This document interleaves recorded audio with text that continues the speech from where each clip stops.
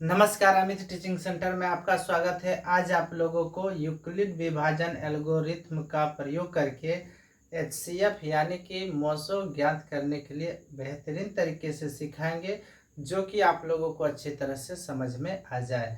तो आज के इस वीडियो में देखेंगे कि किस तरह से यूक्लिड विभाजन एल्गोरिथ्म का प्रयोग करके एचसीएफ यानी कि मोसो ज्ञात किया जाता है। ठीक है, तो इसे बहुत आसान तरीके से समझेंगे। इसमें कोई संकोच नहीं रहेगा कि किस तरह से बनेगा और या नहीं बनेगा।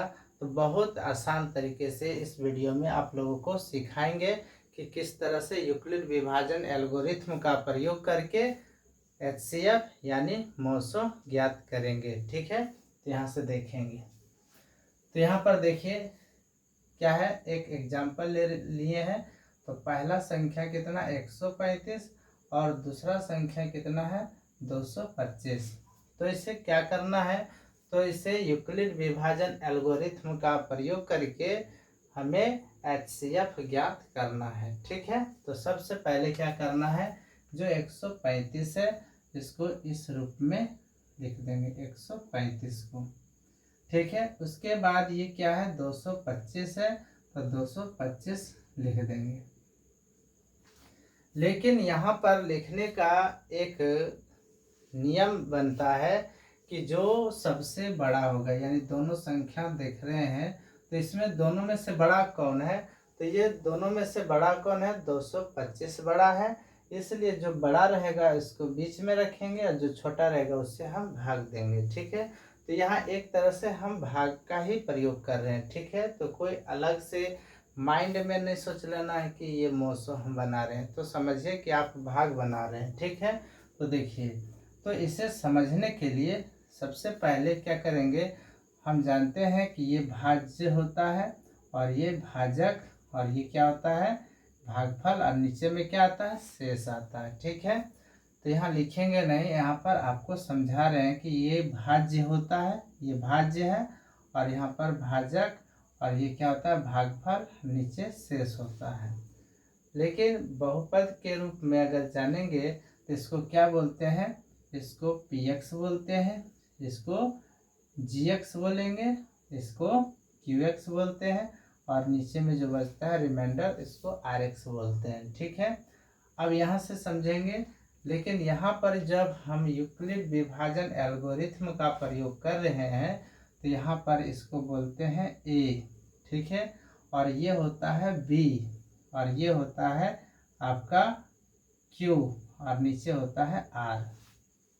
तो इसे बनाएंगे तो और आगे समझेंगे।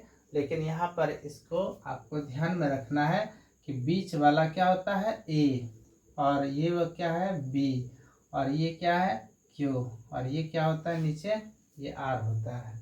ठीक है, तो a बराबर यूक्लिड विभाजन एल्गोरिथ्म का जब प्रयोग करेंगे तो a बराबर बी क्यू प्लस आर होता है, यानी कि a equal to B Q plus R होता है। ठीक है, अब यहाँ से देखेंगे कि ये बड़ा है कि ये बड़ा है। ठीक है, तो यहाँ पर देखिए दोनों में से कोई बड़ा नहीं है। क्यों नहीं है, क्योंकि यहाँ पर क्या है बराबर का चिन्ह है। ठीक है, तो यहाँ पर सबसे पहले क्या करना है, हमें इससे भाग विधि द्वारा से हल करेंगे।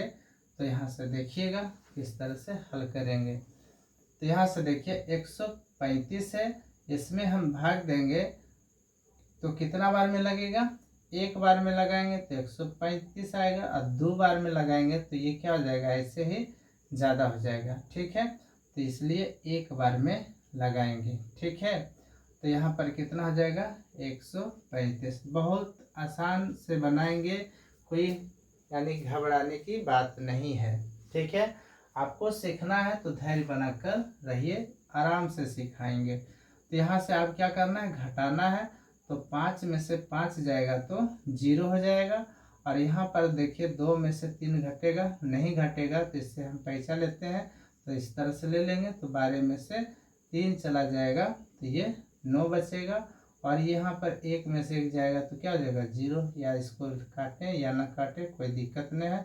अब जो आपका 90 जो बचा है, ठीक है, तो यहाँ पर फिर इसको क्या करना, इस तरह से घेरा लगा देना है। और ये जो 135 मान है ये अब यहाँ पर उठकर यहाँ आ जाएगा। और आप लोग ये सोच रहे होंगे कि ऐसे कब तक करते रहेंगे, तो ऐसे कब तक करेंगे कि जब तक कि पूरा पूरा नीचे रिमाइंडर यानी शेष जीरो ना हो जाए। जब जीरो हो जाएगा रिमाइंडर तो वहाँ पर हम छोड़ देंगे। ठीक है, तो यहाँ से देखिए बनाएंगे तो अच्छी तरह समझ में आएगा। अब यहाँ से देखिए ये 90 हो गया यानी 90 हो गया। 90 दूना क्या हो जाता है 180 हो जाता है, जो कि इससे बड़ा हो जाता है 135 से बड़ा। तो इसलिए फिर क्या करना, एक बार में ही लगाना है, तो ये 90 हो जाएगा।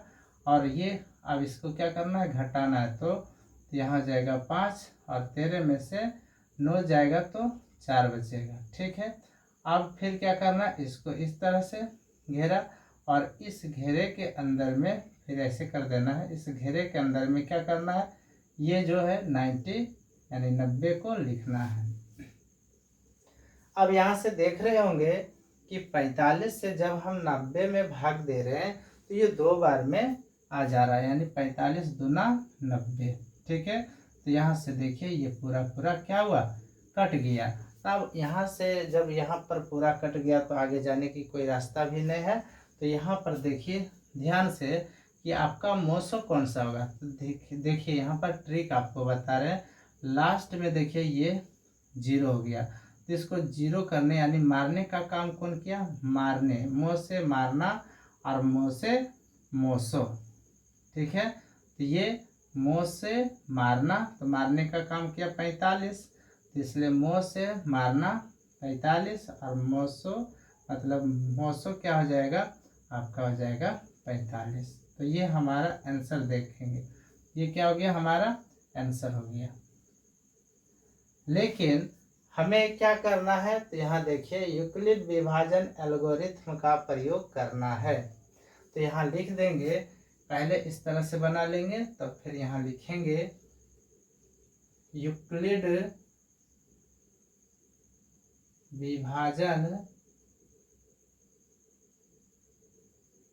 एल्गोरिथम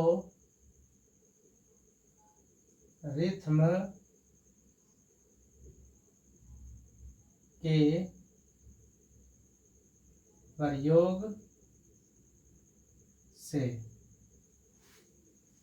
तो क्या होता है, यहाँ पर लिख देंगे A बराबर BQ प्लस R। ठीक है, तो यहाँ पर देखिए जो B है तो यही आपका B का मान ही क्या होगा, मोसो कहलाएगा। जब लास्ट स्टेप जो होगा उसमें B के स्थान पर जो संख्या आएगा वही आपका क्या होगा, मोसो होगा। लेकिन अगर ये समझ में नहीं आएगा तो आपको यहाँ से तो पता चल चुका है कि मोसो क्या हो रहा है, 45 हो रहा है। ठीक है, तो यहाँ पर देखेंगे आपको क्या बताए थे, ये होता है A और ये क्या होता है, ये होता है B और ये क्या है, तो ये आपका है Q। ठीक है, और ये नीचे में जो बचता है ये रिमाइंडर मतलब कि R होता है। तो देखिए A है तो A के स्थान पर कितना है 225, तो 225 लिखेंगे बराबर। उसके बाद B के स्थान पर देखिए क्या है 135, तो यहाँ पर 135 लिखेंगे और गुना लिखेंगे। Q का मान बताइए कितना है, 1 है तो 1 लिखेंगे, जोड़ है तो जोड़ का चिन्ह। उसके बाद R का मान कितना है, तो यहाँ से देखिए पहला स्टेप में ये लिखेंगे और यही लिखते हम जा रहे हैं। ठीक है, तो ये 225 लिख दिए और इसको दोनों को गुना करेंगे तो 135 गुना 1 लिखें और जोड़ है और शेष जो है आपका ये। ठीक है, 90, तो यहाँ पर 90 लिख देंगे। तो पहला स्टेप हम इस तरह से लिखें, यानी इस स्टेप को हमने इस स्टेप में लिख दिए। अब दूसरा स्टेप में देखेंगे कि क्या करेंगे, तो यहाँ से इसको लेंगे तो ये हो जाएगा आपका A और ये हो जाएगा आपका B और ये हो जाएगा Q और ये हो जाएगा R।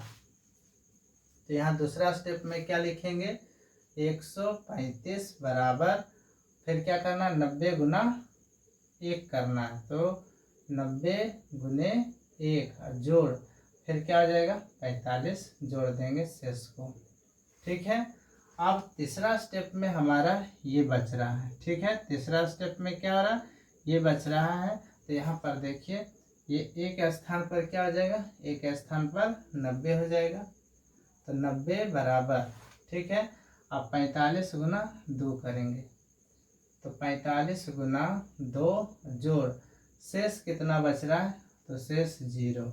अब यहाँ से देखेंगे कि मौसों का मान कौन सा होगा, ये 90 होगा कि 45 होगा, 2 होगा कि 0 होगा। ठीक है, लेकिन हमने यहाँ पर पहले भी बता दिए हैं कि आपको कन्फ्यूजन ना हो, तो यहाँ से आपको ध्यान में रखना है कि 45 मौसो हो रहा है। तो यहाँ पर 45 किसके स्थान पर, देखिए ये 45 यहाँ आया और यहाँ पर बी के स्थान पर ये आया है 45। इसका मतलब ये बी ही क्या है, हमारा मौसो हो रहा है। तो यहाँ पर क्या हो जाएगा, यहाँ पर लिखेंगे मौसो, या आप HCF भी लिख सकते हैं, तो कोई दिक्कत नहीं है। तो मौसो बराबर क्या लिखेंगे, ये 45, यानी HCF बराबर भी लिख सकते हैं 45, यानी मौसो बराबर 45। और इस प्रकार से हमारा आंसर हो जाएगा। ठीक है, तो आप ये ध्यान रखिए कि जब भी आप मैथ बना रहे हैं और एग्ज़ाम में आप लिख रहे हैं, तो ऐसा आंसर दीजिए ताकि जो आपका कॉपी जांच कर रहा है, ठीक है, तो उसको अच्छी तरह से आंसर क्लीन दिखना चाहिए। जैसे आप लोग भी किताब में आंसर देखते होंगे, तो क्या आपको किताब से आंसर देखने में कोई कहीं पर परेशानी होती है, नहीं होती है। तो ठीक उसी प्रकार से हमें आंसर भी ऐसा लिखना है जो कि जो भी हमारा कॉपी जांच करे उनको अच्छी तरह से आंसर नज़र आए। ठीक है, तो इस तरह से क्या है, यूक्लिड विभाजन एल्गोरिथ्म का प्रयोग करके HCF यानी मौसो ज्ञात किया जाता है। तो बस इतना ही।